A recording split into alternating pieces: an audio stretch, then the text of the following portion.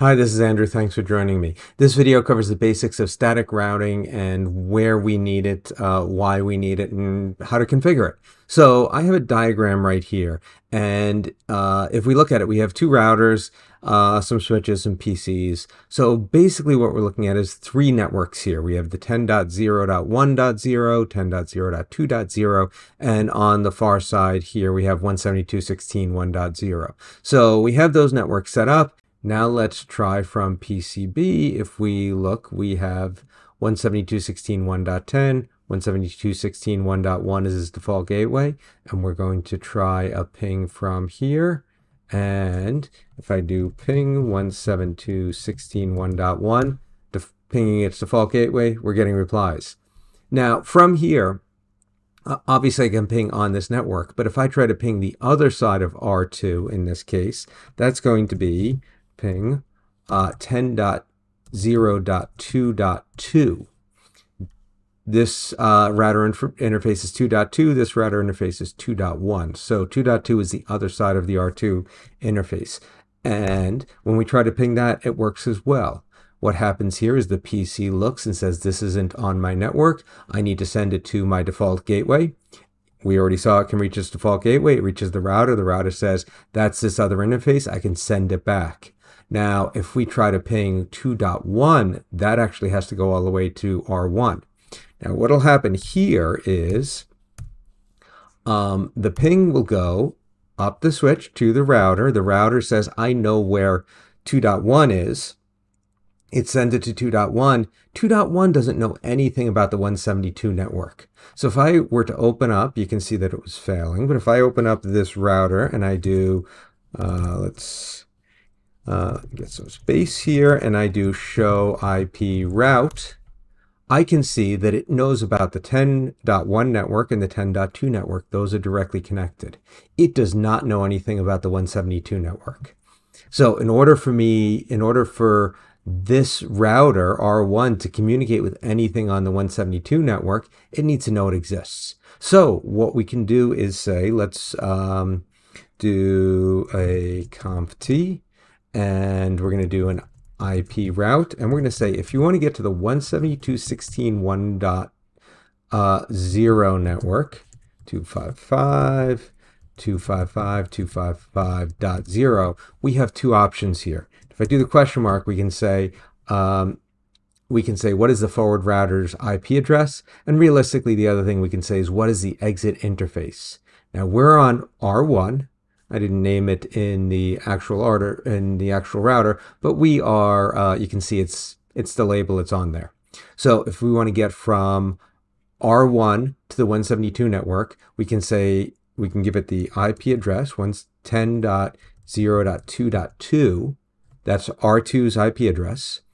And if I do that, that'll work. The other thing we can do is say the exit interface on R1 is G00, in this case 01. That is this interface right here on R1. So what we're going to do, I'll do it based on IP address 10.0.2.2. And now when we ping from PCB, we should, let's see, we're pinging 10.1.2 and we're getting a reply. The reason that's happening is because PCB can get to the switch, it gets to the router knows where the 10.0.2 network is because it's attached, it reaches this router. Now this router knows about how to get back.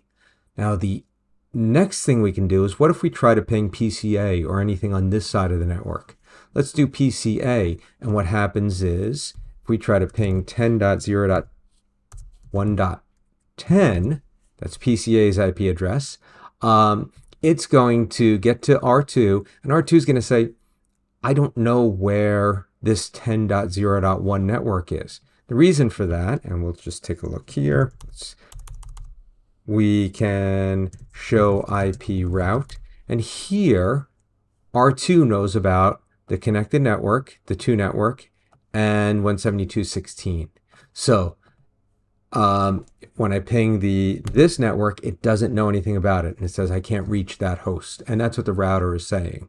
So just like we did here where we ran this IP route, and if we do show IP route on R1, we can see that we now have that static route 10.172.16.1.0 that was from here to get to this network. We can do the same thing on R2. So let's say on R2 we go into configuration mode, and we're going to say, how does R2 get to this network that it's not connected to, that it knows nothing about? We can say IP route, and we'll say 10.0.1.0 255.255.255.0, and in this case we're going to say use the exit interface, and the exit interface on this one is also G001, and you can kind of see that here where the 10.2 network is directly connected via G001. So I'll do G001, and it says if it's not point-to-point may impact performance, but it will still work. So if I go here and try that ping again, now it takes a second for ARP to happen, so we'll lose a couple of pings the way we normally do. So now that that gets through, we can get successful pings from PCB to PCA. Now, that's a simple network with just two routers. If I were to recreate this network or expand this network and add more routers, we would need more routes in there. So we'll take a break. I will add more routers and show you that configuration. Okay, we're back, and I've added a few routers to the mix. We had R1 and R2 before, now we have R3 and R4. R2, I've changed the configuration. R3, I've added a configuration. I haven't done anything on R4, so I'll just show you what I'm going to do there. First thing I'm going to do is go to interface, and we're looking at G001 is on the left side of the router right here. That's this interface here. And I'm going to put an IP address on there, and that's going to be in the 10.0.4.0 network, except it's going to be not .1 because I used .1 on R3. So this will be .2 and 255.255.255.0. And when I do a no shutdown, it should come up and it should be able to communicate with R3. And I'll just confirm that before I move on to the other side. If I do a ping of 10.0.4.1, that is the interface on R3 that I'll be talking to, and we have a success. First one failed while ARP was happening. Now we have all of our pings are successful. So now I need to do the other side, and this is taking over. R2 used to be 172.16.1.1, but I changed that interface address, so now I need R4 to be that. And if we look at if we look at R2 and I do a show IP int brief, we have 3.1 is on the 00 side and 2.2 is on the 01 side right here. So that no longer is R2 was 172.16, now it's 3.1. So now when I go back to R4, I'm going to come T and I'm going to go IP. This is the interface G00, should be 0. And I'll do my IP address here, and this is going to be in the 172.16 network, 1.1. 255.255.255.0, a no shutdown, and let's try typing that again. And now we have a everything is up. We're just waiting for the switch port to go through its listen and learn process, and it'll turn green, and then we can start pinging. But one of the things we'll notice is we still have the routing table in here that is not correct. If I do in R2 show IP route, we have a static route saying to get to, from R2 to get to 10.0.1.0, go out gigabit 0.0.1. That's actually correct. That will still work. To get to this network here, you leave R2 this direction. Now on R1, let's look at its routing table and see what we have. Show IP route. And this one we have a problem with because it's saying to get to, well, actually, that is correct as well. To get to 172.16.1.0, you go to 10.0.2.2, which is this interface right here. So R1 knows how to get to this network. It doesn't know how to get to any of the other networks. It doesn't know how to get to 10.0.3 or 10.0.4. So let's put those entries in right now. And with static routing, as you add more routers, more networks, you have to do a lot more work configuring the static routing. So I'm going to do IP route, and R1 knows how to get to the 10.0.2 because it's connected. So the next one is 10.0.3.0.255.255.255.0. Now, if you look here, it's connected to 10.0.2.2 to get to the 172 network. That's how it gets to all of the networks. So we just do 10.0.2.2. All we're looking at is how does R1 get to this network that we're defining? And in all cases, it's going to this R2 interface. So now we can repeat this process with the 4 network. It doesn't know anything about the 4 network. So we're doing step by step. And then, it is connected to 1 and 2 and knows how to get to 3 and 4 from those routes I just added, and it knows how to get to the 172 from the route I previously added. So if I exit, show IP route, I have 3 static routes there. So those routes say this is how R1 can get every place.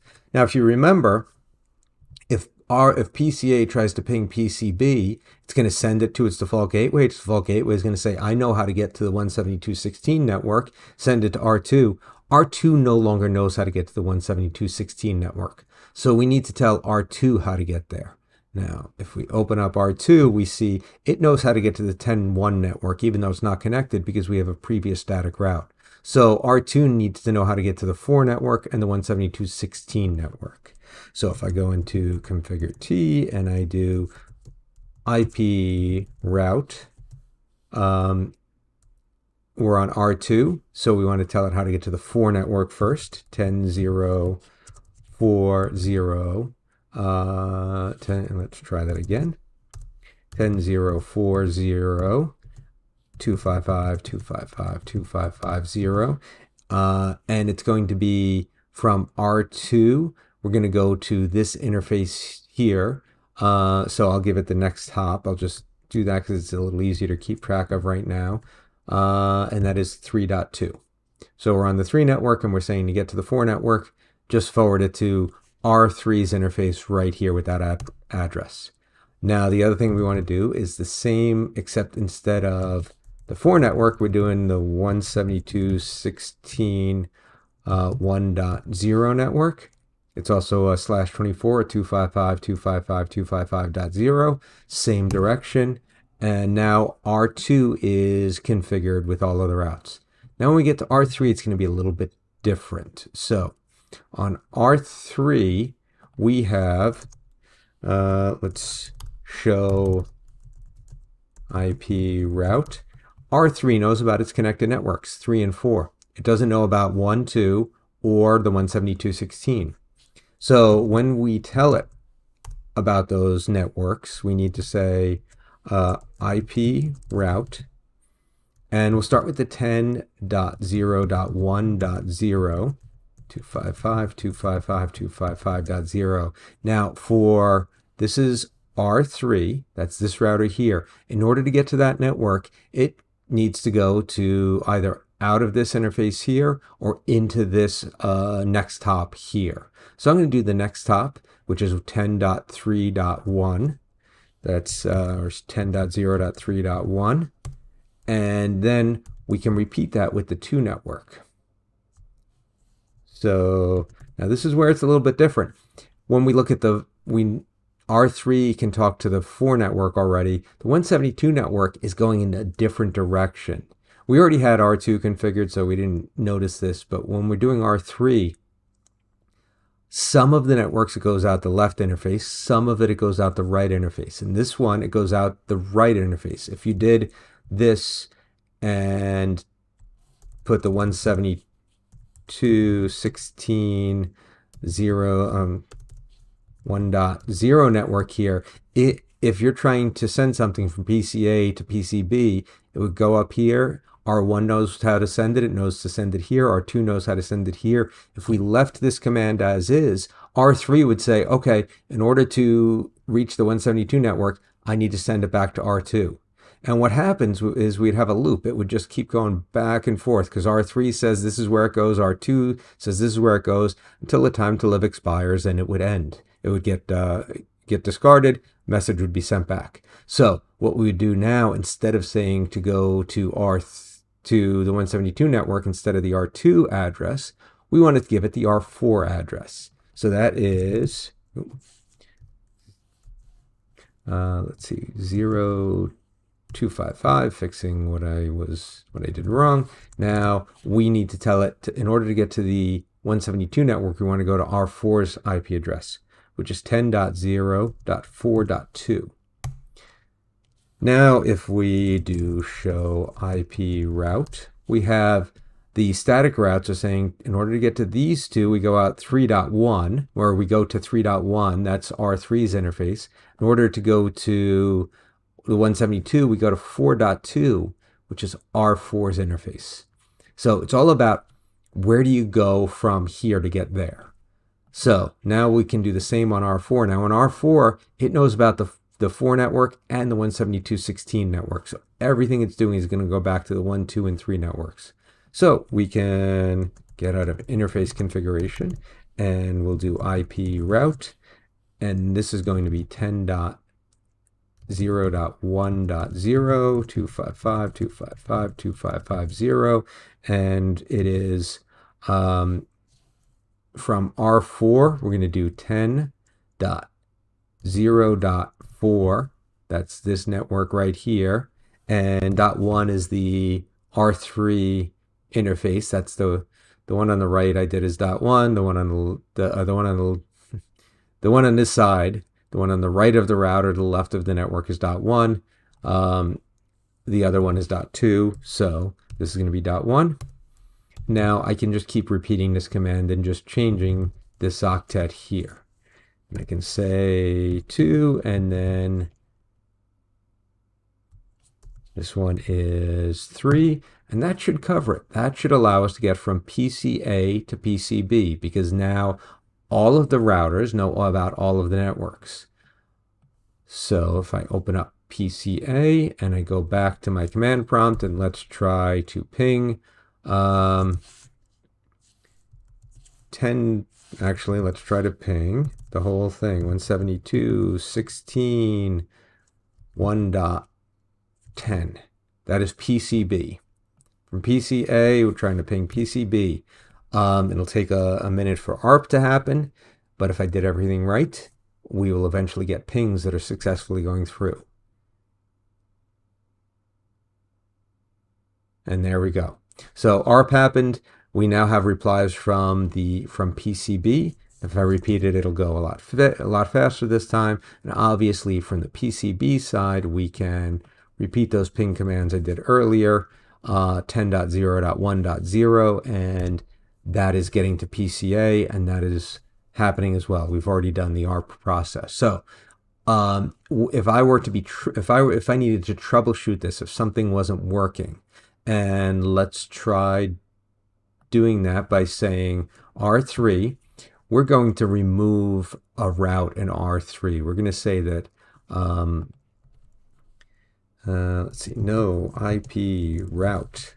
R3 is not going to know about the, let's say the 172 network.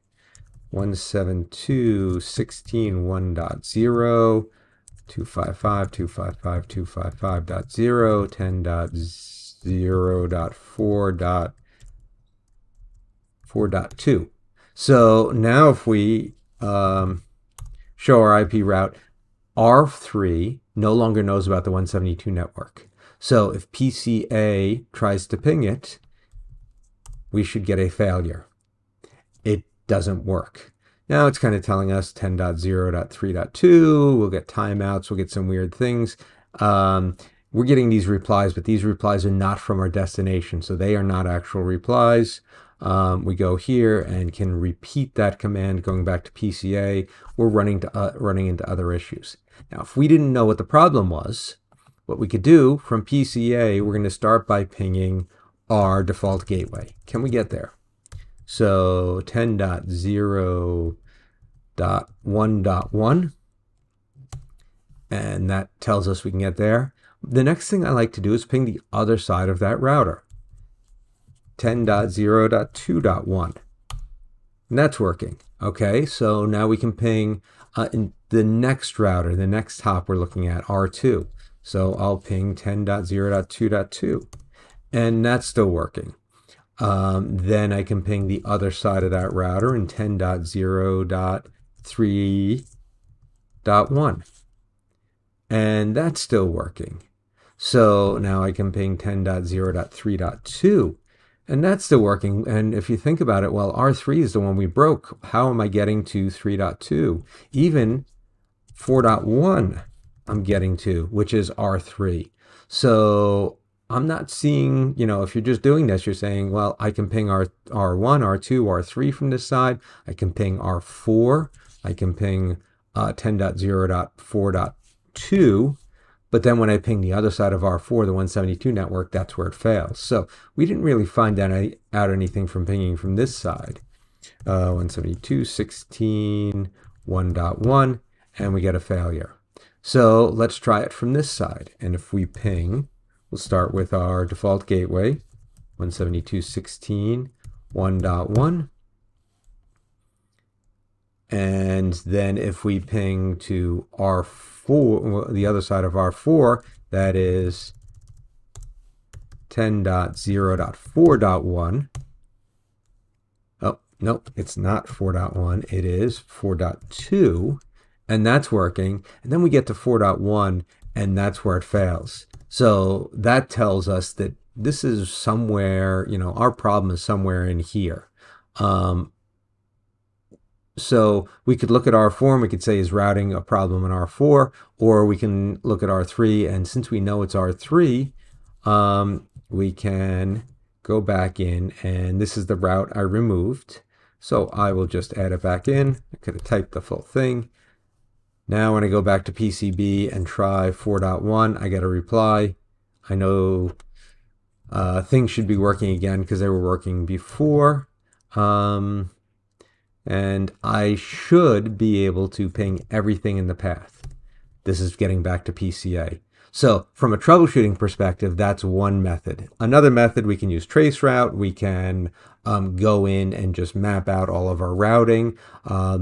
In future Cisco classes, we'll be doing dynamic routing, where just by configuring R1 to share all of its information, you can create different paths and it'll automatically update.